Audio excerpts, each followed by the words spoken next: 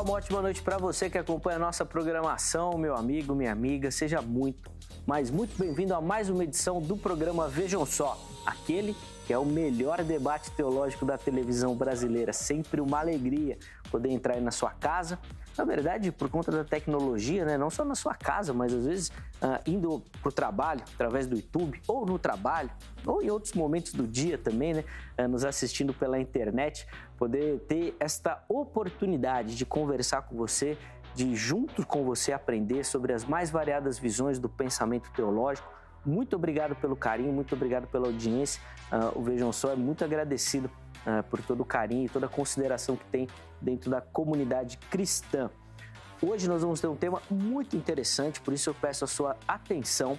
Daqui a pouquinho nós vamos rodar a matéria e ela vai apresentar então o tema do nosso bate-papo. Antes, eu quero apresentar o nosso convidado de hoje. Com muita alegria que o Vejam Só recebe nesta oportunidade o professor Leonardo Andrade. Ele que é da Igreja Assembleia de Deus, do Ministério IADES e também do Instituto Teológico Logos, o ITEL. Tudo isso lá do nosso querido estado do Espírito Santo. Professor Leonardo, seja muito bem-vindo, muito obrigado pelo carinho. É uma alegria recebê-lo aqui no Vejam Só. Obrigado, Zeca. Obrigado a todos pelo convite. Espero falar um pouquinho sobre as línguas semitas e tirar algumas dúvidas relacionadas a esse tema. Professor, algumas dúvidas não, né? Muitas dúvidas, tem muito questionamento sobre o assunto, que apesar de ser bem difundido, ainda é um certo tabu, assim, não são todos que conseguiram avançar no conhecimento desse tema, mas a gente vai falar bastante daqui a pouquinho sobre isso. Antes, professor, eu vou pedir para o irmão passar o endereço do Instituto, ou de repente um site, um perfil no Instagram, como é que quem nos assiste pode pegar outras informações sobre o Instituto, por favor. Então, o nosso Instituto se chama Instituto Teológico Logos, atende pelo nome ITEL. Nós atendemos concursos, né, de extensão na área de teologia, básico, médio e avançado, para todo o Brasil nós atendemos.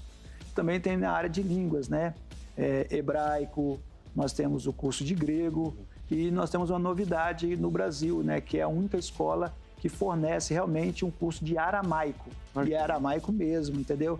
Aí pode ser Suriori, Suriston, na escrita jacobita, para você aprender mesmo e ficar afiado nas línguas semitas. Muito legal, isso é realmente diferente, esse tipo de trabalho. Professor Leonardo, eu vou mostrar aqui dois materiais que o irmão trouxe e vou pedir para o irmão comentar um pouquinho para a gente. Esse primeiro aqui é uma revista da Escola Dominical, falando sobre a primeira carta aos Coríntios, é isso? Isso foi até uma novidade para mim escrever sobre o Novo Testamento, porque minha área realmente é mais o Antigo Testamento, concentrado principalmente na Torá ou no Pentateuco. Mas eu resolvi escrever a pedido do pastor Samuel Câmara, né, para a convenção CADB. Nós escrevemos essa revista juntamente com o Otto Alencar. Legal. E, por sinal, ficou até interessante a leitura dela, né? Muito bacana o material aí para educação e formação, né, dos membros da igreja. Eu tenho aqui também nas minhas mãos um livro de autoria do irmão falando sobre o profeta Isaías, olha lá, um tratado messiânico do livro de Isaías. Comenta um pouquinho para a gente desse trabalho, professor. Inclusive, eu comentei com o irmão também que é difícil encontrar comentários sobre Isaías. Não é fácil, não. Fala um pouquinho para a gente. Esse é um comentário que eu escrevi, é um livro de apoio a uma revista também que futuramente nós vamos escrever, de escola dominical. Esse livro foi escrito voltado para um tratado messiânico, né? E eu coloquei muita etiologia, porque eu trabalho assim, Zeca, eu trabalho com a linguística, né? Que é as línguas do Oriente Próximo, cuneiforme, todas essas línguas, aramaico, hebraico, em associação com a etiologia. É quase o mesmo campo da arqueologia. A arqueologia trabalha com arqueologia, artefatos, Sim. E juntamente com formando a etiologia para uma hermenêutica, alguma coisa interessante, uma interpretação. Eu trabalho com a língua, juntamente com a etiologia, que é a cultura, e eu coloquei muita cultura judaica, cultura semita antiga, coisas bem interessantes voltadas aí, principalmente relacionadas a casamento, principalmente de ordem do Messias no Antigo Testamento. Claro que não é um trabalho exaustivo, né? Mas coisa que eu pretendo fazer por dica sua, né? Como você falou acerca de um trabalho assim, eu estou pensando em fazer um trabalho mais minucioso Sim. acerca desse tema, que é messianismo no livro de Isaías. De Isaías. Inclusive, talvez o livro de Isaías tenha destaque nesse sentido, porque é muito comentado, né? Mas é pouco trabalhado na literatura. Mas, via de regra, os livros do Antigo Testamento eles são deixados um pouco de lado, né? Comentário do Novo Testamento você encontra mais. Então, é muito legal esse tipo de trabalho aqui. Eu, particularmente, gosto bastante.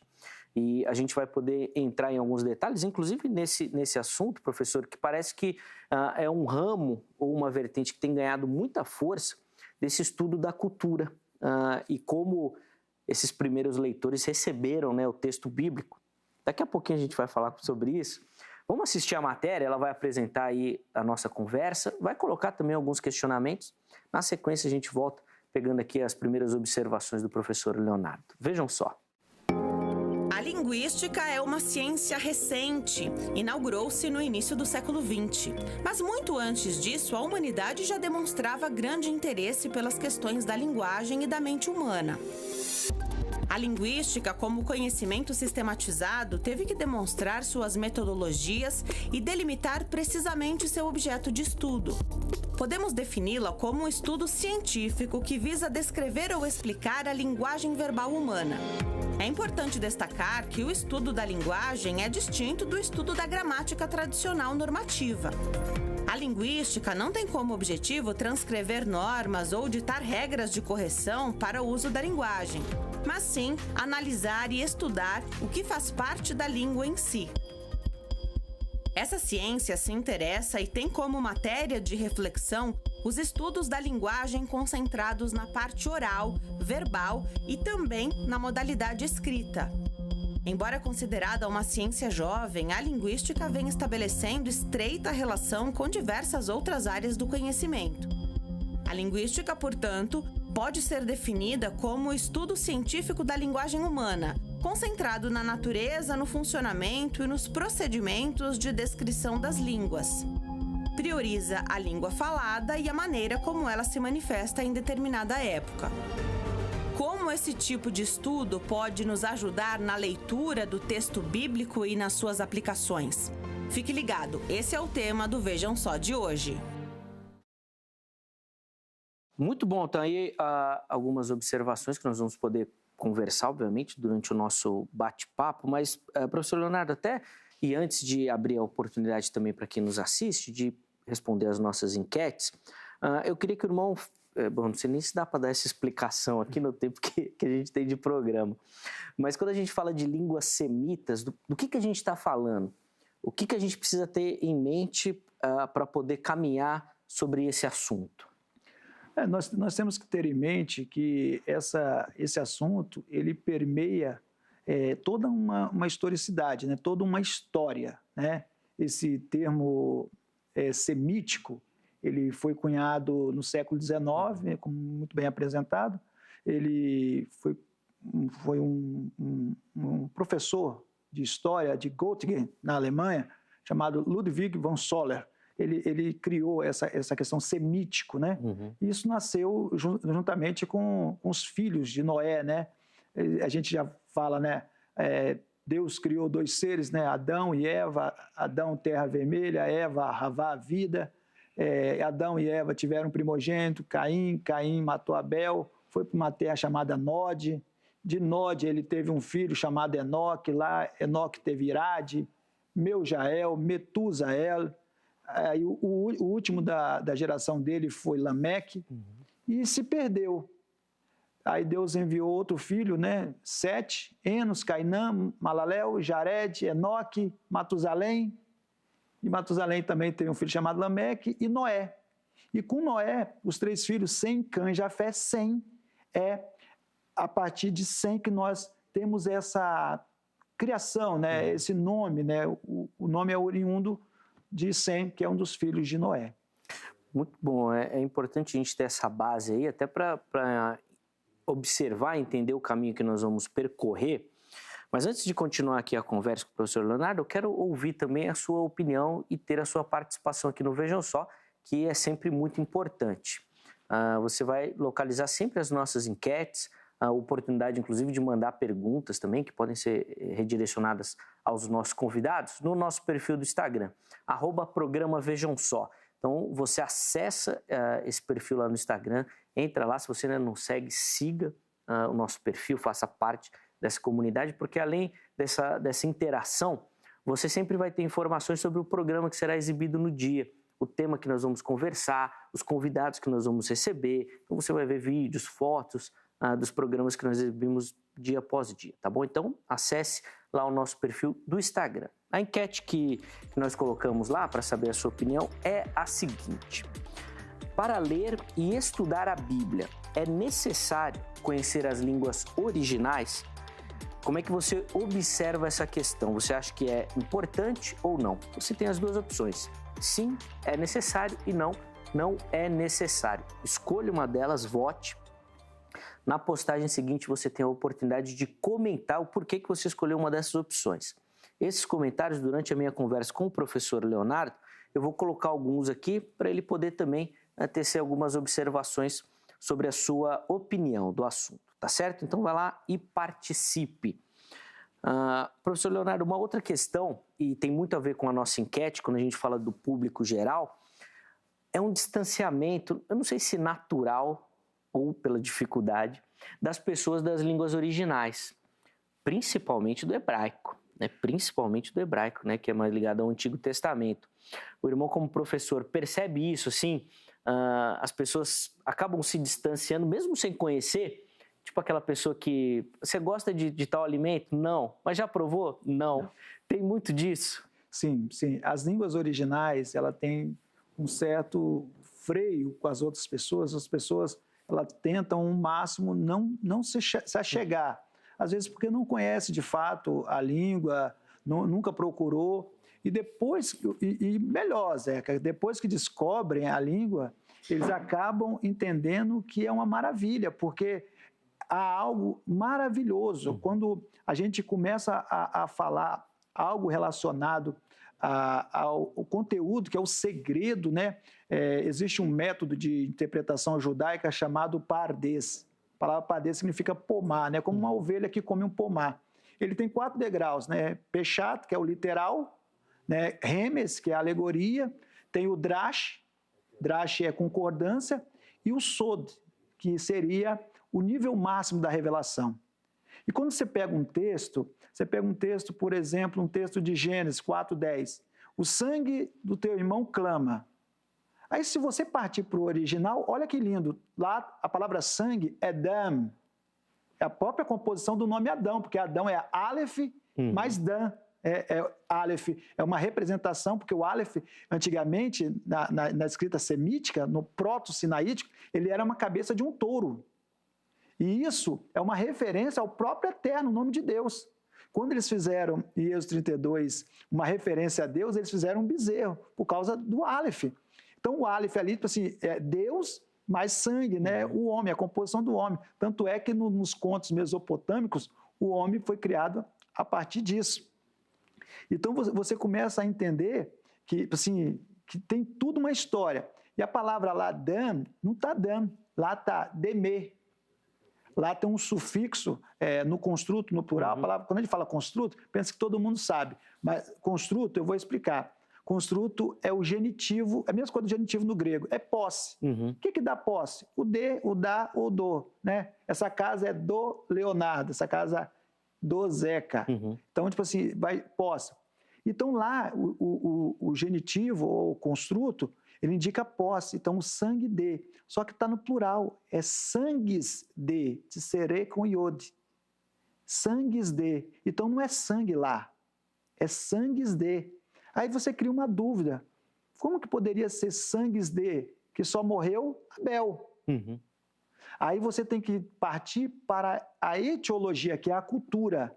Por quê? Porque na ótica judaica, na ótica dos escritores ali na composição da literatura bíblica, quando eles puseram a Bíblia ali, eles entendiam que quando você matava uma pessoa no campo semítico, na estrutura semítica lá da etiologia, você não matava só uma pessoa, você matava toda a geração de uma pessoa. Então, por isso, o texto está no plural. Então, isso são riquezas que contém a língua semita. E, por muitas vezes, a pessoa, ela quer refrear, não quer estudar, sim, e nós encontramos muita dificuldade hoje em pessoas que querem, de fato, estudar as línguas mais antigas, né? Eu já falo que eu me apaixonei por isso desde quando eu entrei para o contexto cristão, eu sou apaixonado. Demanda muita paixão e, obviamente, muito conhecimento mesmo para você se debruçar sobre os assuntos que, às vezes, não são muito simples. Principalmente, professor Leonardo, e antes da gente entrar assim, na história, do irmão explicar um pouquinho para a gente, tem um distanciamento muito grande, além do distanciamento cronológico, o distanciamento da língua mesmo. O português que a gente aprende, acho que, não sei se dá para falar que não tem nada a ver com o hebraico, assim, mas é muito diferente. Esse distanciamento, é possível você romper essas barreiras e se aproximar com mais cuidado dessas línguas? É até curioso o que você está falando, Zeca, porque parece até que foi combinado, porque eu estou elaborando uma gramática que é hebraico-português.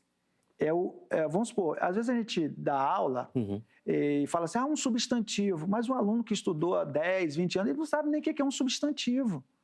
Entendeu? Então, assim, você vai explicar o que é um substantivo, o que é um sujeito. A gente, quando estuda as línguas semitas, aquela língua em cuneiforme, você já viu, né? Sim. Aquela língua lá, ela tem uma característica própria. Ela tem 3 casos só. Caso nominativo é quando é o sujeito. Vamos citar um exemplo. Mar, a palavra mar é filho. Ou charru, charru. Char é a palavra para rei. Então, nós temos charrum, essa terminação em é uma questão para nominativo, ele é o sujeito. Tem a questão do acusativo, quando precisa de um complemento verbal. Termina em an, charham.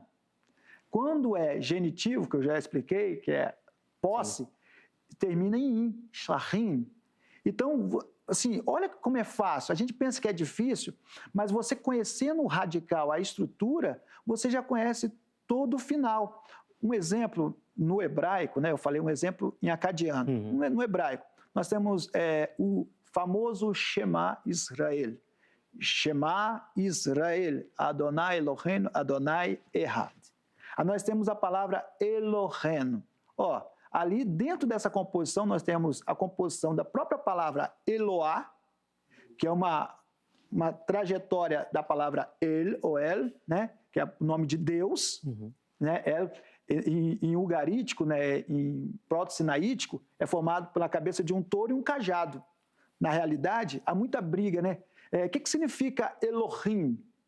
Elohim, a realidade de Elohim não seria nem deuses. Deus é uma composição para a nossa língua. A realidade desse nome seria força. Então, forças no plural. Claro que eu acredito que ali esteja se tratando realmente de uma trindade. Porém, naquilo que nós chamamos de uma progressão, né, doutrinária. Né? Então, você começa a notar que nesse nome tem Elohim, de Eloá, tem o sufixo no construto, ei, né, que seria com iod, e temos a primeira pessoa do plural, nu. Então, Leonardo, então é só você dividir e saber encontrar o sufixo, os prefixos? Sim, e o radical. Aí você junta uma coisa com a outra, você forma uma palavra. Então, eu tinha um aluno, Zeca, que ele falou assim para mim, ele fez a primeira e a segunda aula, se eu não me engano. Eu falei assim, Léo, eu só vou ficar esse mês e no próximo mês eu vou desistir. Eu falei, beleza. Aí na terceira aula ele já veio com o nome dele. Apaixonou, terminou o curso, hoje é um dos hebraístas. Então, assim, de cara, quando a gente olha assim de imediato, a gente acha que é difícil, mas não é difícil. Eu vou até contar um segredo. Bora, vamos lá. Eu tenho um problema com o inglês. Tá. Todo mundo fala, Leonardo, você sabe esse monte de coisa, esse monte de língua. creio que pode. Eu também trabalho na área de pedagogia, sou formado em história, né, em filosofia, e eu creio que é o próprio sistema cognitivo, né, que eu não consigo pegar essa língua mais fácil, eu acho mais difícil, é mais atrativo. Né? O aramaico, quando eu estudei, para você ter ideia, quando eu estudei aramaico, eu estudei para mim, é um dos melhores no Brasil. O nome dele, não sei se eu posso falar, Peter Some, né? O pai dele, para você ter ideia, era diácono da igreja síria, lá em Jerusalém. Legal. E o pai dele, para você ter ideia, segurou o rolo do Mar Morto na mão. Entendeu? Quando os dois meninos vieram lá, né? Aí tem a história que ele está atacando pedra. Meu professor falou que não é nada disso. E eu também acredito, porque o lugar não dá para atacar pedra. Aí tem o Mohammed al-Dibi, juntamente com seu irmão. A segunda história que ele conta é que eles estavam fugindo da KGB e tal, e tiveram um acesso lá porque deram o material do rolo. Então, é um mundo fantástico. O mundo das línguas semitas é um mundo fantástico. E abre um conhecimento muito grande quando você começa a entender essas questões, principalmente pelo significado que eles trazem. E aí, professor, eu vou entrar rapidamente nesse assunto, porque eu não sei se é impressão minha, né, porque eu também estudo tem pouco tempo, mas que essa é uma fórmula nova, assim, que tem ganhado força. Fórmula nova não, mas tem ganhado força de você associar os estudos culturais também. Então, por exemplo, poxa, o que é esse texto aqui? Como é que o pessoal que leu esse texto, qual o remetente ali, né, o destinatário, melhor dizendo, principal desse texto, como é que ele absorvia aquilo? E quando você para analisar isso, muda a sua compreensão totalmente do texto, porque a nossa leitura normalmente é querer trazer para o nosso tempo, né? E, poxa, gente, eu não sei se algum autor do Antigo Testamento tinha a pretensão que esse texto fosse chegar tão longe. Ele estava escrevendo para aquele povo ali, né? Muda realmente a compreensão do estudante, do leitor bíblico, quando você traz essas questões culturais para a sua leitura, né? Claro. E deixa eu falar de dois processos no tema que você está falando, que é o processo de cultura, que é a etiologia, e o processo de inculturação. Quando a gente fala de cultura, eu estou falando de uma cultura própria, algo meu, algo da minha cidade, algo da minha comunidade. Essa questão ali é uma cultura da Bíblia. Nós temos ali Gênesis, capítulo 1, versículo 1, Bereshit bara Elohim et hashamai ve'et haaretz. Aí o verso 2, ve'haaretz hayetá torru vavorro. Olha que interessante. Essa palavra torro, né, ou torru, vavorro, né, ou vavorru, não tem implicações fonéticas nisso aí. É interessante que alguns assírios, né, algumas pessoas que estudam também a língua semita, fazem uma conexão com os livros mais antigos, como Enuma Elish, Gilgamesh, Atarrázes. Por quê? Porque Torru poderia ser Tiamat, a deusa das águas. E é uma deusa que foi criada através do caos. Aí nós temos Vorru, né, Vavorro, que é a deusa Borru, ou Bari, da Mesopotâmia, também deusa do caos. Então, se você for analisar, tudo na Mesopotâmia nasceu no caos. Tudo. Mas se você vai ver a compreensão de Deus, eu acredito que a Bíblia, né, principalmente a Torá, é o primeiro livro de um tratado apologético no mundo. Por quê? Porque Deus tratou de refutar todas as instituições que tinham com o panteão, como os egípcios, o tronco camita, como os próprios mesopotâmicos. Sim. Por quê? Os sumérios. Porque quando ele trata ali, ele fala assim, e criou Deus, mas ele coloca em ordem. E depois, mais para frente, ele vai dizer que tudo isso era bom. Porque dá para ver que Deus ele está à frente das próprias dos costumes, né, da cultura de outros povos. Ele vai estar à frente disso. Então, é ele que é o centro, ele é o governo. Vamos supor, eu estou mandando aqui, é eu que fiz, é eu que criei. Então, ele cria ao falar. Sim. Tanto é que essa palavra criar ao falar, nós conhecemos ela em aramaico. Você já falou ela e talvez você nem sabe que é uma palavra em aramaico. Abracadabra. Não sabia mesmo, não. Em aramaico é avraquidavrá. Significa eu crio ao falar. Porque toda vez que Deus fala, algo cria, algo se faz. Tanto é que quando Deus fala assim, ele pega e descansou. Na verdade, ele diz que se você lembrar de descanso, né, com todo respeito aos amigos que acreditam, né, na questão de Shabat, mas quando ele fala de descanso, ele não está falando de avodar. Avodar é um serviço penoso. Ele está falando de malahá, que lá está melahot. O que é melahot? Mudar a realidade. Então, Deus trabalha assim, mudando a realidade. Agora, quando a gente fala... Isso aí é cultura. Uhum. Quando a gente fala de uma inculturação, nós temos coisas maravilhosas. Melhores ainda, assim, segredos maravilhosos. Exemplo, nós conhecemos. O que significa Moisés? Moisés e egípcio, né? Eu estudei egípcio também. E o que significa Moisés? Todo mundo fala, tirado das águas. Mas espera aí, vamos fazer um lembrete. Quem deu o nome a ele não foi a mãe dele. Aliás, a mãe dele segurou ele por 3 meses, e isso é interessante, até para você descobrir a data, assim, o mês que ele nasceu. Sabia disso? Não. Porque o que acontece? A mãe dele segurou ele por 3 meses. Uhum. Porque no Egito só tem 3 estações. Arret, Peret e o último chamado Shemu. O primeiro, Arret, seria o mês da inundação. O Nilo sobe e você não pode fazer nada na beira do Nilo. Depois, o Peret seria o mês da semeadura. As águas estão começando a baixar. Está começando a baixar, não baixou. E o último é o verão, quando as pessoas começam a sair para tomar banho. E o primeiro mês que eles saíam para tomar banho é chamado Parrons. Entendeu? Então, provavelmente, quando a filha, né, que a gente, pela arqueologia, julga ser Hatshepsut, né, uma faraó do Egito, então a gente acha que foi ele. Então, o nome dele é um nome egípcio.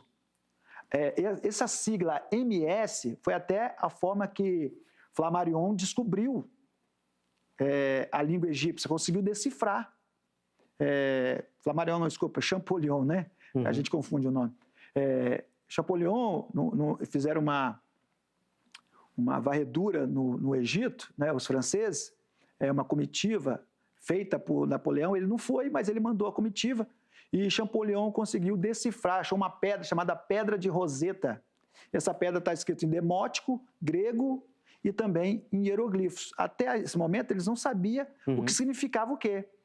Aí ele viu que em demótico e grego estava escrita a mesma coisa, supostamente em hieroglifos. Aí ele achou uma sigla lá, um sol, que é um olhinho, um M, parece um M, né? Significa um M mesmo, e um S, que é umas caninhas, né? Sinal de cana. Aí ele viu que entendeu que o Deus Sol ali se representa Ra, o M e o S representa Ramsés. Então, ele decifrou a língua egípcia. Então, MS, se está voltando ao nome Moisés, significa gerado de. Então, provavelmente, o nome de Moisés é gerado de. E outra coisa interessante é que todo lugar ali no Egito tinha um padroeiro. E o padroeiro, né, entre aspas, do rio Nilo era o deus Hapi. Aí a arqueologia acredita que o nome de Moisés, a princípio, seria Hapi-Mose. Depois que ele conheceu o Deus de Israel, né, ele supostamente rompeu com esse nome e tratou de trabalhar. Então tem não sei, sobre a serpente que engole, é outro fato muito interessante, Zeca. Eu não posso deixar de falar sobre isso. Vamos lá. Que é uma enculturação. O texto do capítulo 7 de Shemot, Êxodo, fala que a serpente, né, o cajado, né, que se transformou em serpente, ela engole as outras serpentes. Existem uns textos mais antigos, né, chamado Vaca Celeste, Caminho de Anduate, Tribunal de Osíris, né, também tem enculturação, que retratam o processo de cultura dos egípcios. E na Vaca Celeste tem um hino chamado Hino Canibal. na tabuinha 689, hino canibal. Sabe por quê? Porque lá ensina que o Reca, chama Reca, é o processo de magia dos egípcios. Presta atenção, hein? Reca é o processo de magia. E como você refutava o Reca de outra pessoa? Ele não só representava o Reca, mas ele representava o Deus por trás daquele Reca. Então, quando você refutava a pessoa portadora do Reca, você estava refutando Deus. E nesse hino canibal, já dá até para entender. Sim. É um hino na qual que fala que ele engoliu o Reca. Ele engoliu, ele comeu o Reca para refutar os deuses. Olha que interessante. Ele engoliu o Reca. Ou seja, quando Deus faz aquela serpente, o cajado se transformar em serpente e engolir as outras ali, ele está destruindo, ele está refutando o Reca, o processo de magia Sim. daqueles magos e também todos aqueles que estavam por trás dele. Olha que coisa interessante. E fazendo isso de uma forma que quem estava ali presente estava entendendo muito bem, exatamente claro, com essa referência. Todos eles. Você vê isso, o Tribunal de Osíris. A alma era conduzida até Osíris. Como que a alma era conduzida até Osíris? Anubis conduzia a alma e lá ela tinha que passar por um peso. Aí você lê um texto assim, e Deus endureceu o coração de Faraó. Peraí, ele já tinha um coração duro, já estava se negando, e Deus vai endurecer o coração dele? Complicado. Aí você entende pelo esse processo, né? Por quê? Porque o coração era pesado juntamente com uma balança, né? Uma balança e uma pena, chamada a pena da deusa Maat, que é a deusa da verdade. E embaixo, se você ver na fotografia, né, do Tribunal de Osíris, você vai ver um crocodilo, cabeça de crocodilo, corpo de hipopótamo, era o deus Sebeque, conhecido como deus demônio, porque ele estava aguardando o processo de julgamento da pesagem do coração para ele conduzir a pessoa até o submundo, porque ali já era o submundo, onde Osíris era o chefe. Tote é o deus escritor e ele ficava anotando e fazendo as 42 confissões, perguntando, você traiu sua esposa? Você foi uma pessoa boa? E um coração de carne, o que vai fazer? Vai revelar tudo, todo o segredo.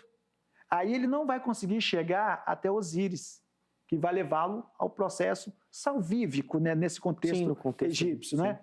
Então, o que os egípcios fizeram? Eu costumo brincar que eles fizeram um jeitinho brasileiro. Arrancava o coração de carne no processo, quando fosse fazer a mumificação, arrancava o coração de carne e colocava uma figura do deus Kepri, que é o deus escaravelho, né? Aquele escaravelho, né? Então, colocava ali uma pedra. Porque quando o Tote fizesse as 42 confissões, ele não ia revelar nada, ia ficar quieto. Com certeza ele ia passar. Então, um coração duro ia dar a salvação. Só que Deus estava entrando, fazendo um processo de inculturação, entrando dentro da cultura egípcia e falando assim, vocês acreditam que um coração duro vai te levar à salvação, mas eu vou te mostrar que um coração duro vai te levar à perdição. Muito legal quando a gente tem esse material à mão, foi aquilo que a gente comentou anteriormente, né? Te revela e te dá uma outra perspectiva da leitura bíblica. Professor Leonardo, o irmão, talvez assim do grande público, o hebraico seja o mais conhecido. O irmão já falou aí do aramaico, egípcio, já passou em outras línguas aí, até que às vezes a gente se perde aqui. Qual a importância do estudo dessas línguas, além do hebraico? São textos mais antigos das escrituras, são termos que aparecem no hebraico, que você precisa de um entendimento de outra língua para poder fazer esses ajustes. O porquê de todas essas línguas que cercam ali o hebraico também são importantes você estudar? É importante para você ter uma boa hermenêutica, uma boa interpretação do texto, né? Interpretar, a pessoa pode interpretar, a pessoa pode fazer da forma que ela quiser, porém, tem um caminho a se seguir. E esse caminho, eu creio que seria baseado nas línguas originais. E são várias formas, vários conceitos. Quando você pega ali Gênesis 1, né, em aramaico, nós temos Brishit Bro Alor. Quando você fala Alor, é o nome de Deus. Você não pode falar Alor fechado, porque se você falar Alor fechado, você está falando qualquer Deus, menos o Deus lá de cima. Então você tem que falar Alor aberto. Então, Alor é o nome de Deus. Então, esse Brishit Bro, Bro é um verbo criar, mas é também um substantivo filho. E olha que interessante, o filho estava lá no início. Outro fato interessante, no verso 2, em aramaico, nós temos a palavra Rua Elohim, em hebraico. Em aramaico é Hu-Hor. É difícil de falar, né? Se você quiser tentar. Hu-Hor. Isso, aí você está melhor do que eu. Que isso, estou longe. Hu-Hor Alor. Hu-Hor Alor seria o espírito de Alor, de Deus, né? Interessante que nas outras Bíblias, no hebraico não tem, mas no aramaico, esse Hu-Hor termina com a letra Rei. Rei. E o rei, ele indica a terceira pessoa do singular. Ele. Ou seja, é um pronome pessoal. O que ele está fazendo? Ele está dando pessoalidade ao Espírito Santo. Olha que coisa interessante. Né? É a mesma coisa quando a gente lê Filipenses 2,11, né? Naude, Lechon, Mario, Yeshu, Mashihor. Né? E toda a língua confessa que Jesus é o Senhor. Né? É o Mariá. O que é o Mariá? Mariá é o tetagrama do Antigo Testamento. Então está falando o quê? Que Jesus, Yeshua, é o tetagrama do Antigo Testamento. Mas isso é novidade? Não. Eu acho nem para os escritores. Porque quando Moisés pergunta o nome de Deus, assim, ele pergunta, qual é o nome, né? Sim. Aí ele responde, Errié, Asher, Errié. Esse Aleph ali no início indica, eu falei para você que o prefixo vai indicar, ele indica o tempo imperfeito, futuro. Então não é eu sou o que sou. Muita gente fala, o nome de Deus significa eu sou o que sou. Não. O termo significa eu serei o que serei. Sabe por quê? Porque se cumpre em quem? Jesus. Porque aí ele fala, eu sou. De modo assim, quem seria? Sou eu. Agora está se cumprindo. Ego eimi no grego. Então está se cumprindo em mim. Então, assim, as línguas semitas são fantásticas. Elas nos revelam esses fatos que são bem interessantes, né, para a gente. Teve uma pessoa que me perguntou assim, Léo, qual seria a pronúncia do nome de Deus? Isso daí eu quero saber também, como é que fala. Qual seria a pronúncia do nome? Porque nós sabemos que a pronúncia do nome de Deus é Iod, Re, Vav, Re, que é o YHWH. Qual seria a verdadeira pronúncia? Primeiro, com todo respeito, Jeová, impossível. Né? Porque no B19, que é o Código de Leningrado, não está Jeová, está Iervá, né? Também está diferente. Mas, para a gente entender isso, a gente tem que começar a ver as estruturas. Primeiro, o nome de Deus que ele aparece no campo litúrgico, que é no livro de Terrilim, que é Salmos. Ali ele aparece com Iá. Então você já sabe que o nome de Deus vai começar com Iá. Então tem Y, A, pega o H. Aí depois tem esse W, que é o Vav. O Vav só foi ter som de Vav, Zeca, bem posterior, do século X. Antes, e nos tempos bíblicos, você falou para a gente tomar cuidado com cronologia, realmente, não era som de V, era um som de, igual a gente fala no aramaico, uau, U mesmo. Então seria Yahu, Yahu. Só que tem mais o quê? Mais um Re, que você tem que achar. Geralmente, a gente pode usar o A, seria Yahuá.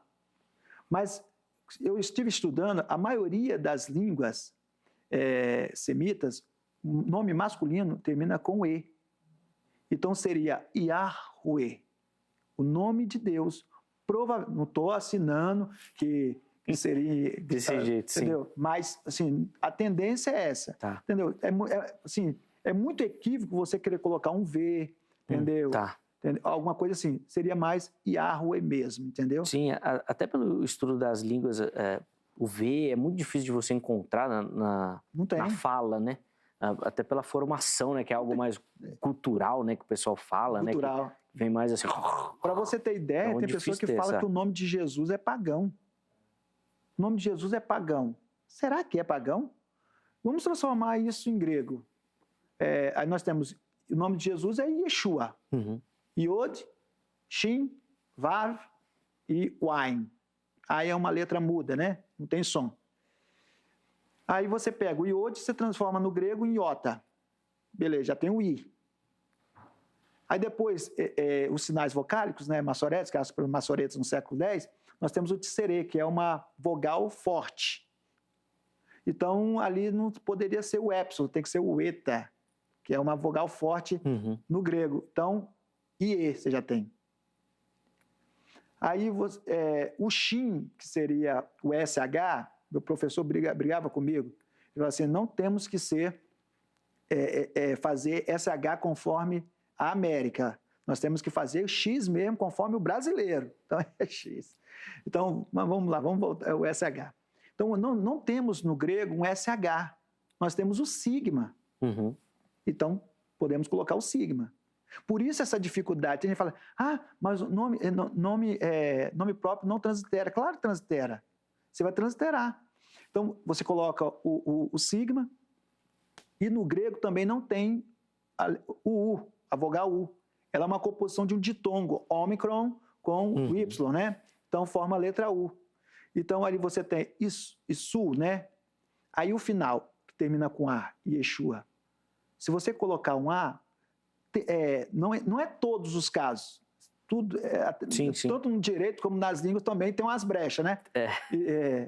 Um professor amigo meu até me corrigiu nisso. Não, eu sei, mas tem a brecha. Tem. Mas a maioria das vezes vai ficar como uma palavra feminina. Você colocar o A. Então você tem que masculinizar. Como é que você vai masculinizar? Colocando um S final. Então ficou Iesus. Perfeito. Como nossa língua com espanhol, português, ela tem essa questão do J, então pode ser Jesus, né? Então está corretíssimo. Não batemos o pé que o nome seja Jesus, né? Mas nós, no fundo, nós sabemos uma coisa, que a adoração, ela não procede daqui, ela procede daqui. Então, se sai daqui, você fala o nome que falar, vai chegar até ele, entendeu? E vai chegar com toda a força, né? Muito legal isso, professor, porque eu já vi muita gente fazendo esses questionamentos, né? Fala errado, nós estamos adorando outro Deus, né? Essas coisas tudo. Mas eu acho que essa explicação final é fundamental, parte do coração, e que foi o que o próprio Jesus falou, né? Adoradores que me adorem em espírito e em verdade. Eu quero falar dos nomes de Deus nas línguas semitas, como é que eles observavam. Mas antes, professor, eu fiquei instigado aqui, porque o irmão fez algumas colocações aí, né? Tem que colocar um A no final, um E e tal. Muita gente fala da figura do Espírito Santo no hebraico relacionada a uma figura feminina, né? Tem esses detalhes assim de tradução ou era uma forma como eles enxergavam mesmo? Tem sim. A palavra rua, sim, ela está no feminino. Porém, assim, qual a importância disso, do gênero? Né? Do gênero nessa questão. Se você for ver, Deus, ele age com trejeitos, né, feminino. Deus age com trejeito feminino. Davi fala assim, eu me deleitarei no Senhor. O que é deleitar? É uma criança mamando. Então ele fala, é interessante. Então, claro que assim, tem esses aspectos. Existe um livro judaico chamado Zohar, e ele trata dessa forma. E é interessante, uma vez eu estava conversando com alguns amigos, e eu falei assim, rapaz, eu consigo achar trindade nos livros judaicos. Porque lá Deus se manifesta como pai, Deus se manifesta como mãe e como filho. E o Zohar fala assim que Deus tem 3 essências, olha que coisa interessante. Sim. Então, assim, a manifestação dele de forma feminina, isso aí é um fato que ele realmente já pega e já demonstra isso aí e também de forma masculina também, Sim. entendeu? Professor, o irmão citou a questão aí do nome de Deus, principalmente relacionado ao hebraico e também ao nome de Jesus, né, como nós utilizamos hoje. Mas eu queria que o irmão falasse um pouquinho sobre essa identidade de Deus nessas línguas semitas, que, via de regra, elas não são relacionadas assim diretamente com o povo judeu, que a gente sabe que no Antigo Testamento era quem tinha a chave ali, né, de acesso a Deus. Como é que funcionava essa identificação? Como é que esse nome aparece nessas línguas? Deixa eu te falar uma coisa bem curiosa. A princípio, né, o nome Yahvé, Yahweh, né, ele não aparece só não aparece somente na composição semítica, né, de cunho judeu. Ele aparece em vários. Também na Mesopotâmia, né? Teve um achado que está lá o nome Yahweh, né? Tem esse nome lá, Yahweh. Mas o que eu queria falar é de um achado que foi em Solep, no Sudão. Foi encontrado a estela de Merempté III, né? Eu tentei até fazer uma réplica, mas quebrou, aí eu ia trazer para dar uma olhada. E nessa estela está escrito assim, Zeca, no egípcio é assim, se as aves ou a pessoa estiver olhando para a direita, você começa a ler da direita para a esquerda. Tá bom. É assim, para onde eles vão apontar para onde começa a leitura. Legal. Aí está lá, Chassu e Ruá. Olha que interessante. E esse Iruá é, Iod, Re, Vav. Entendeu? Você lembra que eu tinha falado o nome de Deus? Sim. Iod, Re, Vav, Re. A palavra Tá, em egípcio, significa território. Chassu é o nome que os próprios egípcios deram. Nós temos Rapiro ou Apiro, né? Que é o nome que deram para os hebreus. Mas a palavra Chassu é uma palavra propriamente para os hebreus, pastores camponeses que habitavam no Egito. Isso desde a época dos Ixos, né? Eles deram esse nome. Então, podemos falar semitas? Sim. Então, o território do povo semita de Iruá, ou seja, do Deus de Israel. Ou seja, esse achado é um achado marcante, fenomenal e importantíssimo para nós cristãos, né, que acreditamos no Deus de Israel, de que realmente os fatos relacionados ao êxodo ali realmente são verdadeiros. Sim. Né? Eu queria te citar sobre isso um texto bem interessante. E até assim, a gente fala assim sobre datação, né? Sobre datação. A gente fala bem assim, a gente costuma, nós cristãos, relacionar a data do evento do êxodo, todo aquele processo, 1445. Leonardo, mas se eu fosse pegar na ponta da caneta, teria como? Pior que teria. Sabe como? Eu vou ler o texto de 1 Reis, deixa eu ler aqui, 1 Reis 6, verso 1. E no ano 480, depois que os israelitas saíram do Egito, então no ano 480, depois que eles saíram, né? No 4º ano do reinado de Salomão sobre Israel, no mês Ive, que é o 2º mês, né? Então, nós temos lá em Israel, que é o calendário bíblico, 12 meses. Nós temos o primeiro mês, que é Aviv. Tá. Depois Iar, Sivan, Ave, Elu, depois Tisri, que é o 7º, e assim por diante. Tebet, Evet, Adá. E aqui fala que no ano 480, que corresponde provavelmente ao ano 966 antes de Cristo, você somar com 479 anos, né, vai dar 1445. Na risca. Sim. Entendeu? Claro que a teologia secular, vamos supor, a própria história secular, eu sou formado em história, eu sei disso. Eles acreditam na datação de 1250, da saída dos hebreus, né? Mas a gente tem um texto interessante e nós temos também um fato interessantíssimo, que tem umas comprovações bíblicas, né? Sim, não, sem dúvida. O professor estudou história, vai poder falar melhor assim. Às vezes eu fico com a impressão que o objetivo deles é destruir essa narrativa bíblica. Mas é interessante a gente pensar que nenhuma descoberta foi contra aquilo que a Bíblia diz. Muito pelo contrário, todas elas sempre comprovaram aquilo que a Bíblia diz.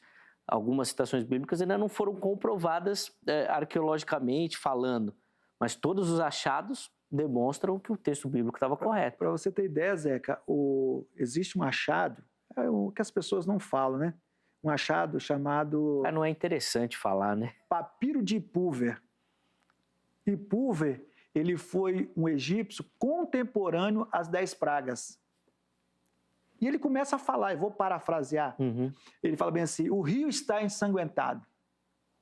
Refere-se... As águas se transformando em sangue, sim. Aí depois ele começa a falar assim, gafanhotos por toda parte. Ele faz um relato sensacional. Quem puder, pesquise Papiro de Ipúver, vai ver a relação com a Bíblia Sagrada.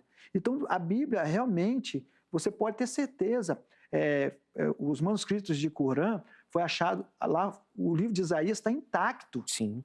Está intacto. Sim. Eu escrevi no livro de bibliologia para o nosso instituto, escrevi e coloquei algumas coisas relacionadas aos poucos erros, né? As poucas dificuldades. Sim, coisa de preposição, coisa de verbo conjuntivo, sim, coisa que não tem relevância, não é doutrinário.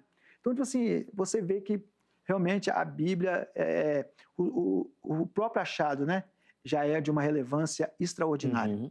Se você tem um documento, como os manuscritos de Qumran, que tem a datação, provavelmente, 200 antes de Cristo, aí tem aquela briga, né?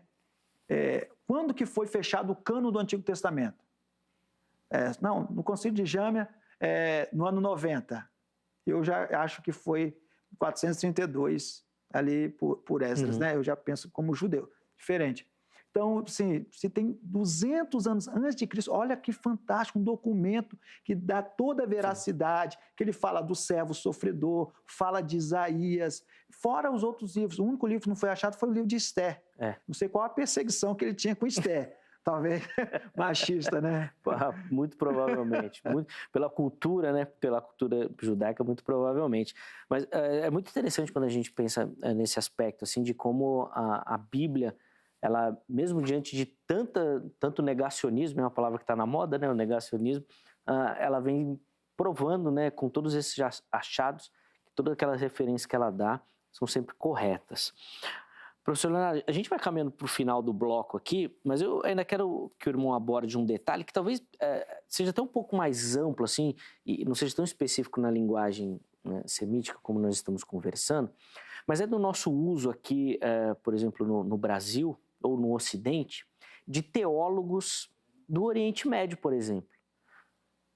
Olha, eu, assim, de cabeça, eu não tenho nenhum livro traduzido aqui na mente, assim, que eu posso citar aqui, de um teólogo da região, para a gente poder ter acesso e ler. Muito pelo contrário, a nossa base é europeia, é norte-americana, são os teólogos de lá.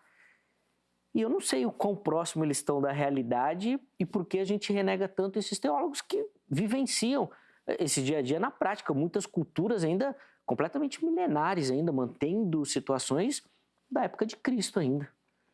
Um fato interessante que você abordou aí, essa pergunta é maravilhosa.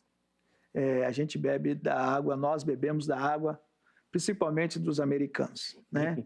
São bons, são, mas eu estou fazendo um livro que é Pentateuco, estou já em fase de acabamento, né? Que é Pentateuco sobre uma perspectiva da etiologia, né? E da linguística do Oriente Próximo. Vai ser lançado pela editora Efatá, que é uma editora que está vindo aí para ajudar escritores, né, escrever, e a gente está escrevendo para a Efatá, que é a editora juntamente com a Academia Cristã. Né? Um abraço para o André. Então, nesse livro eu vou abordar algumas coisas interessantes. Em relacionado ao que você está falando, Zeca, eu vou abordar principalmente a Lilith. Lilith foi a primeira mulher de Adão? Aí você vai pensar assim, foi? Você tem alguma dúvida? Eu não tenho dúvida nenhuma que não foi. Por quê? Porque eu li um livro que lá não tinha escrita cuneiforme, e isso vai ser uma novidade para nós, escritores do Brasil. Eu vou escrever em cuneiforme e vou fazer a transliteração, claro, para que entenda no português. E a decifração, tudo certinho. Mas não tem nenhum, você não vai achar um escrito assim que está lá, em cuneiforme, você não vai achar. Esse autor, né, não vou citar o nome dele, ele fez uma decifração do termo Lilith, né? O termo Lilith, ele fala bem assim, aparece na 12ª de Enuma Elish. 12ª tabuinha de Enuma Elish é Esquililaque, né? O que seria Esquililaque? Ele fala lá que é fantasma, que é sombra, ele fala que é demônio da noite e vários outros significados. Aí eu estava fazendo um apanhado geral, né, desse termo, né? Eu mesmo fiz a palavra esquililaque, né? Aí, Ki, né, significa terra. Tanto é que Enki, que é um dos deuses, né, do Mesopotâmia, Senhor, Ki, terra, Senhor da terra, né? Então, Ki significa terra. Esquil significa virgem, jovem, mulher, né, tornar-se puro. Lil, ar. Tanto é que o deus Enlil é o deus do ar. É o deus do ar, né? O deus do vento, né? A palavra Lil também significa carregar. Idiota. Nós entendemos a palavra idiota de uma forma diferente do contexto linguístico. Né? Idiota é a pessoa ali que te causou algum dano. Não, mas idiota é aquela pessoa que pensa nela. Tá. Orgulhosa. Né? Aí nós temos lá, seria abundância, felicidade, e que, né? Que é só um genitivo. O que seria, então? Esquililaque seria a terra da virgem que carrega ou traz para si, né? Idiota, orgulho, a abundância. Tem nada a ver com demônio, com fantasma. Então, tipo assim, isso aqui é uma decifração correta. Então, você pega, você sai bebendo aí, eu já vi vários amigos mesmo, às vezes a gente fica até chateado, né? Colocando lá, a Bíblia é um plágio dos outros livros. A Bíblia não é um plágio. A Bíblia não é um plágio. Né? É porque o que chegou até nós é deteriorado. E por isso que eu vi vários autores sempre falar, temos que estudar um pouco mais as línguas, né? E quando você trata do próprio nome Lilith, foi o livro de Isaías, né? A única citação de Lilith que tem é Isaías 34:14, em algumas traduções. Sim. A palavra Lilith, ela tem o radical lamed, né? Lamed. Lamed tem a ver com Lil, né? Lil tem a ver com noturno, noite. E dentro desse termo esquililaque, esquil, mushen, significa ave. E se você ler todo o contexto ali de Isaías 34, você vai ver que o contexto dele é de aves que habitam à noite. Né? E você cria outra dificuldade se você falar que Lilith era a primeira mulher de Adão. Por quê? Porque o termo lá, eu li lá, eu peguei no original lá do Rolo do Mamor, estava lendo. E sabe o que eu achei lá? Um sufixo. Um sufixo é uma terminação. O sufixo ot. Sufixo ot é um sufixo plural feminino. Então lá não está Lilith, lá está Lilot. Tá. Então se a pessoa fala que existiu uma Lilith, ela está errada. Se Lilith foi realmente a primeira mulher de Adão, ele não teve só uma. Teve várias Liliths. Aí já começa o erro por aí. Então, como nós sabemos que não se trata de um demônio, sabemos que se trata de o quê? Uma ave. Então, são várias aves. No sentido prático, ser diretamente uma coruja, né? Tá. Mais uma coruja, né? A Lilith só se tornou um demônio nos contos mesopotâmicos. Nada mais. E posteriores, né? Não os mais antigos. Professor, por que essa história aí do plágio é tão reforçado quando a gente cita a Bíblia? O irmão citou agora, né, rapidamente nessa resposta, mas é uma coisa tão comentada, né? Por que a gente tem isso tão na nossa mente, assim, ou às vezes até repassa isso assim, de maneira até indiscriminada? Eu estou fazendo uma decifração, né, do Tratado de Enuma Elish. A palavra Enuma é uma palavra que indica tempo. Quando?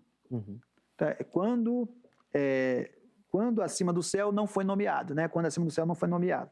Então ali tem Enuma Elish, Lá, Nabu, Shemu, né? Lá é um advérbio de negação, né? Não, né? Shemu, nome, né? Então acima tem tudo ali. Mas o que tem a ver isso? A Bíblia começa como? Fala aí para mim. Eu falei quando acima do céu não foi nomeado. E a Bíblia começa com que palavra? No princípio. No princípio. Será? A palavra que inicia a Bíblia é Bereshit. Bereshit. E a palavra Bereshit, ela está no estado construto.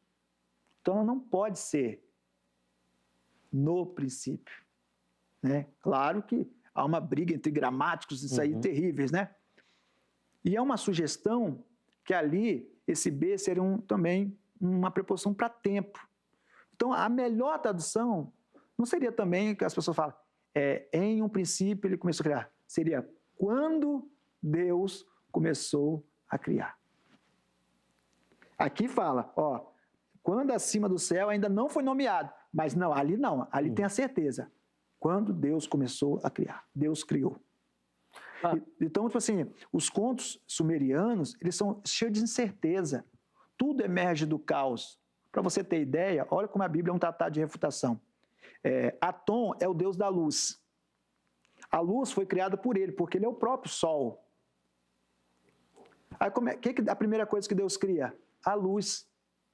Mas a luz não vem do sol?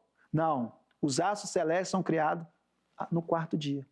Ou seja, é uma refutação a Atom. E uma refutação a quem? Shemesh, que é o deus mesopotâmio do sol. Então, assim, a Bíblia é esse tratado de refutação, né? Como voltando a dizer, é o primeiro tratado apologético que nós temos. Sim, sem dúvida. Eu ainda quero hoje falar sobre a melhor tradução que a gente tem no português, professor, mas acho que eu vou deixar essa questão para o próximo bloco. Eu vou aproveitar esse finalzinho aqui para colocar alguns comentários que o pessoal mandou lá pelo nosso perfil do Instagram, respondendo a nossa pergunta, né? Se é indispensável ou fundamental o estudo, o conhecimento da língua original para você poder estudar o texto bíblico, tá bom? Eu vou começar com o comentário do João e ele coloca o seguinte: lógico, é fundamental, pois tem tradução que indica outra coisa. A melhor tradução é a língua original. Bem rapidinho, tá, professor? A gente tem realmente esse problema no português? Tem muita tradução que indica uma outra coisa que o original não diz? Sim. São vários termos. E muitas vezes comprometem a visão doutrinária. Aí cria esse monte de espectro, né? Sim. E assim, é complicado. E algumas traduções não traduzem Espírito de Deus, traduzem vento. Mas essa palavra é uma palavra uma variante do campo semântico, né? Que as pessoas chamam erradamente de polissêmica, ela significa várias outras coisas, né? Vento, espírito, né? E brisa. Sim. A Sandra, ela respondendo também a nossa enquete, colocou o seguinte: facilita a compreensão, mas não é necessário para ler a Bíblia. De fato, você não precisa conhecer o hebraico para ler, você já vai lendo no português lá enquanto você estuda, né? Não deixa para depois, não. O Manuel coloca o seguinte: deve sim, né? Deve ser importante, pois a língua é cultura, né? Que é o que a gente tem comentado aqui. Sem isso, vira bagunça. É só olhar o contexto de hoje, e realmente foram vários aspectos que o professor Leonardo colocou aqui, da gente ler o texto com a nossa visão atual e não com a visão de quem escreveu e quem recebeu aquele texto. E eu encerro com um comentário do Diego: embora seja muito útil e ajude demais na compreensão do texto, não é algo indispensável. Professor, de fato, eu acredito que a gente pode reforçar isso. Você não pode esperar conhecer o hebraico ou o grego para ler a Bíblia, né? A Bíblia já está no português. Já vai lendo e junto com isso aí você busca esse conhecimento. Não dá para ficar esperando, né? Não dá. O tempo não espera, né? Pronto. O tempo Eu costumo falar para meus alunos, meus amigos, que conhecimento é tempo, Zeca. Conhecimento é tempo. Tempo para duas é uma bifurcação. É o tempo que você não tem esse tempo ainda de estudo. É o tempo que você está tendo tempo para estudar, sim, até chegar o tempo que é o seu tempo. Então, conhecimento é tempo, né? Então, estuda a Bíblia. Quando eu dava aula na faculdade, os alunos chegavam, professor, aquele texto. Não vou falar, não.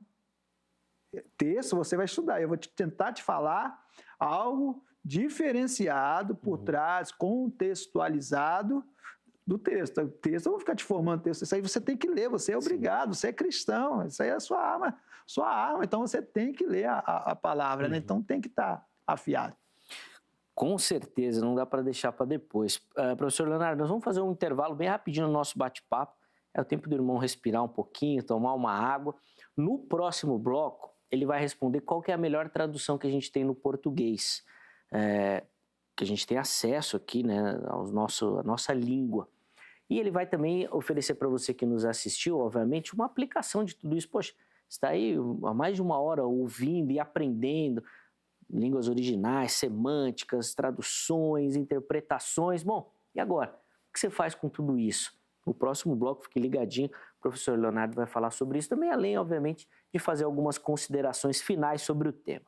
Antes do intervalo, tome nota do telefone da Agrade. Poxa, você que gostou do bate-papo, você que se interessou pelo aprofundamento do estudo das Sagradas Escrituras, se despertou para isso, a Agrade é o lugar ideal para você poder fazer isso daí, lapidar esse dom que você já tem. A Academia Teológica da Graça de Deus é parceira aqui do Vejam Só, durante esses 20 anos de existência do programa, e oferece até para você estudos teológicos de qualidade. Então, ligue na Secretaria-Geral, código 11 3115 0819. A Secretaria-Geral fica em São Paulo, mas a Grade tem unidades espalhadas em todo o Brasil, tá bom? Então, você vai descobrir qual a unidade mais próxima, os cursos oferecidos, e aí, quem sabe, a possibilidade de se tornar o próximo aluno da Grade, tá bom? Vai aparecer também o nosso QR Code, que vai te levar lá para o canal do YouTube. É só você aproximar o seu celular e automaticamente você vai para o canal do YouTube oficial da HIT. Lá estão disponíveis para você todas as entrevistas do Vejam Só. Poxa, de repente você perdeu algum material, você quer rever alguma conversa, ou ainda você quer compartilhar esse conteúdo. Poxa, de repente apareceu lá na escola dominical ou no grupo do WhatsApp da igreja alguma discussão, algum debate sobre os assuntos, pode encaminhar por lá para a galera conhecer também e poder divulgar o nosso trabalho, tá bom? Então, se inscreva no canal, ative as notificações. Instagram e Facebook da HIT também aparecem para você. Curta, siga, muita informação dos bastidores. Além disso, tem também o nosso site oficial, hittv.com.br. Acesse, você vai ter muita informação também sobre a nossa programação, sobre os programas e também acesso às informações dos apresentadores, com blogs, mostrando o dia a dia dos programas, dos bastidores. É muito legal. Acesse e faça parte, divulgue também, obviamente, todo esse material da HIT. Intervalo rápido, o Vejam Só vai, mas daqui a pouquinho nós já estaremos de volta.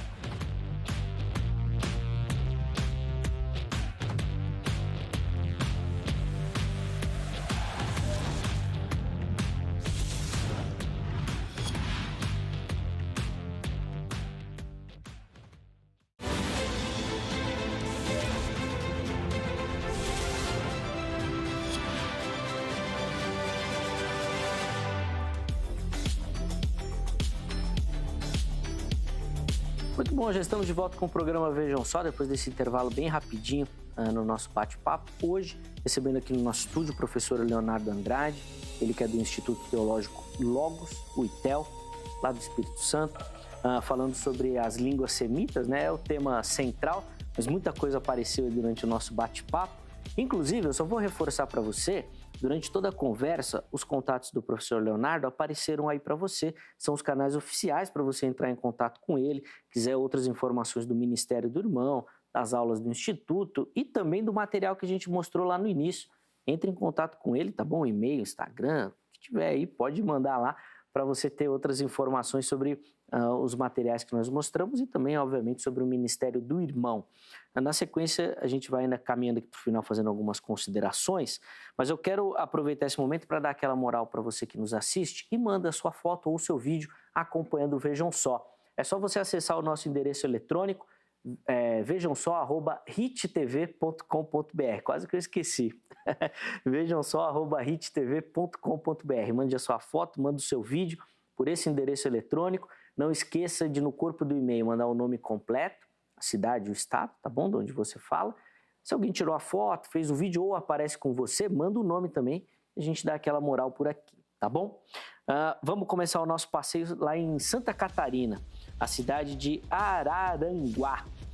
E quem aparece aí para você é o Alessandro Nascimento, acompanhando o Vejam Só ali, pastor Heber ao fundo. Alessandro, forte abraço, meu irmão, muito obrigado pelo carinho, pela audiência.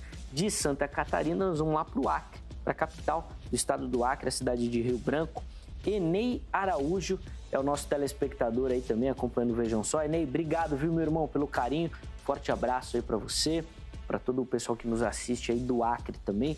Para terminar as fotos de hoje, nós vamos lá para Alagoas, na cidade de Maceió.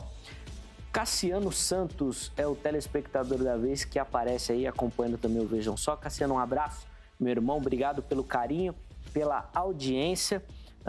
Lembrando que sempre o pessoal que manda as fotos e participa aqui concorre a prêmios, a sorteios, tá bom? No decorrer aqui desse primeiro semestre, nós vamos mostrar para você qual será o objeto de sorteio também. Então, continue participando e mandando suas fotos, tá bom? Professor Leonardo, infelizmente nós vamos caminhando para o final aqui do nosso bate-papo. Antes de falar da melhor tradução, eu vou pedir para o irmão dar uma explicação aqui para a gente, porque a gente falou muito de língua, de cultura e tal, essas coisas todas. Cita um caso aí para a gente, assim, dessa interpretação que a língua e a cultura vão modificar a forma como a gente se aproxima do texto. Muito bom. Então, assim, eu vou citar um texto, eu gosto muito de falar sobre ele, né? Uhum. Que é o texto do Novo Testamento. A gente falou muito do Antigo, vamos falar do Novo. Mateus, né? Mateus 6:6. Tu, porém, quando orares, entra no teu aposento, fecha a porta e ora, o teu pai que está em secreto te abençoará, né? Bem secretamente te recompensará. Muitos têm esse texto, pegam ele para se tornarem desigrejados, né? Eu não preciso de igreja, então eu não preciso. Quarto, Só que não é esse sentido de você orar. A palavra oração, né, tefilá, no hebraico, significa... porque o Novo Testamento, ele foi escrito no grego, na sua maior parte. Eu acredito, né, que o livro de Mateus foi escrito no aramaico, né? Algumas palavras, acho bem interessante, que me dão a entender isso. Mas a sua maior parte realmente foi no grego.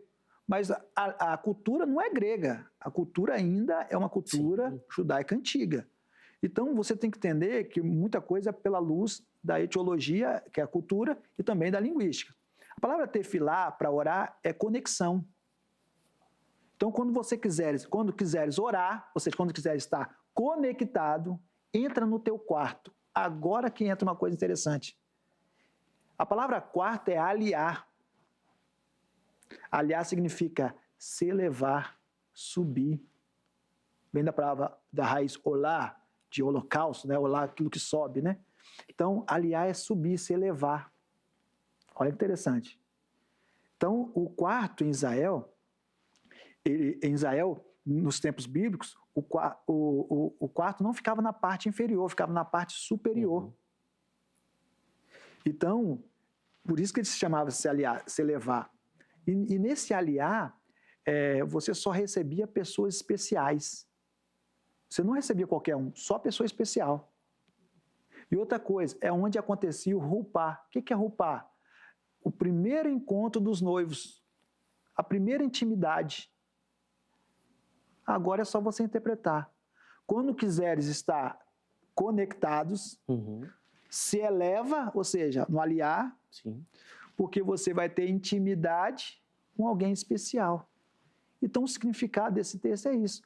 Você está conectado, para se elevar com alguém especial. Então, tipo assim, a cultura ela vai te dar uma resposta, assim, coisa bem avançada mesmo. Uhum. Quando você lê o texto do próprio Apocalipse, que é um texto duvidoso, né? Capítulo 6, verso 9, as almas debaixo do altar. Aquilo é literal, Zé, que eu sei que nós estamos terminando, aquilo é literal ou aquilo é simbólico? Aquilo é literal ou simbólico? Fica essa dúvida. Mas o que realmente importa na interpretação?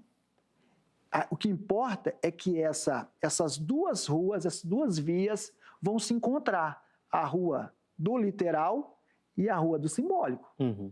No literal, realmente está morta a alma ali. E no simbólico, também tem a ver com morte? Tem, porque a pessoa, quando morria nos tempos bíblicos, eles realizavam um ritual chamado queriá. O que é queriá? Rasgar as vestes. Se você ler um livro de Benjamin Blair, Manual de Judaísmo, ele escreve lá e diz assim, você rasgar as roupas é como você estivesse rasgando a sua própria carne, ou seja, o corpo, para liberar a alma. Ou seja, está se falando de morte. Então, aí você vai ver, mas e o verso 11 que fala que foram dados vestes? Se eles morreram, já foi realizado o queriá. Então, simbolicamente, eles estavam sem vestes. Então, eles precisavam o quê? De vestes novas, ou seja, um novo corpo. Então, isso responde assim, a textos que nós julgamos ser difícil, né? Seu nome ser escrito, riscado do livro da vida. Riscado do livro da vida? Peraí, o nome? A palavra alma, nefesh, né? A palavra é nefesh, né? Nós temos a palavra nome também. O nome é Shem, né? E nós fazemos a associação do seu nome está na sua alma. E os judeus acreditam, né, que o seu nome é a sua própria alma. E quando fala que vai riscar o seu nome, é a sua própria alma. Olha que coisa interessante. Sim, sem dúvida. Infelizmente, nosso tempo acabou, professor, mas rapidamente, qual a melhor tradução que a gente tem no português hoje? Melhor. Todas. Boa. Eu falo para meus alunos, eles já sabem de cor. É o auditório. Qual a melhor tradução? Todas. Uma ajuda a outra no processo de interpretação. Muito bacana, tá aí, ó. Professor Leonardo Andrade, do Instituto Teológico Logos, o ITEL, lá do Espírito Santo. Professor, obrigado pelo carinho. Foi um bate-papo de muito aprendizado. Quem acompanhou aprendeu bastante aqui na noite de hoje. Forte abraço, muito obrigado. Espero te encontrar outras vezes por aqui. Amém. Eu estou disponível aí para vocês aí. Muito bom, professor. Obrigado pelo carinho. Os contatos do professor estão à sua disposição, apareceram durante toda a nossa conversa. Antes de encerrar, deixa eu colocar o resultado da nossa enquete. E nós perguntamos para você que nos assiste se para ler e estudar a Bíblia é necessário conhecer as línguas originais. 31% daqueles que responderam a nossa enquete disseram que sim, é importante. 69% falaram que não é importante. Eu acho que a explicação que o professor Leonardo deu é fundamental quando a gente pensa nessa perspectiva. Não perca tempo, né? Já vai lendo naquilo que você tem, mas procure se aprofundar nesse conhecimento também, tá bom?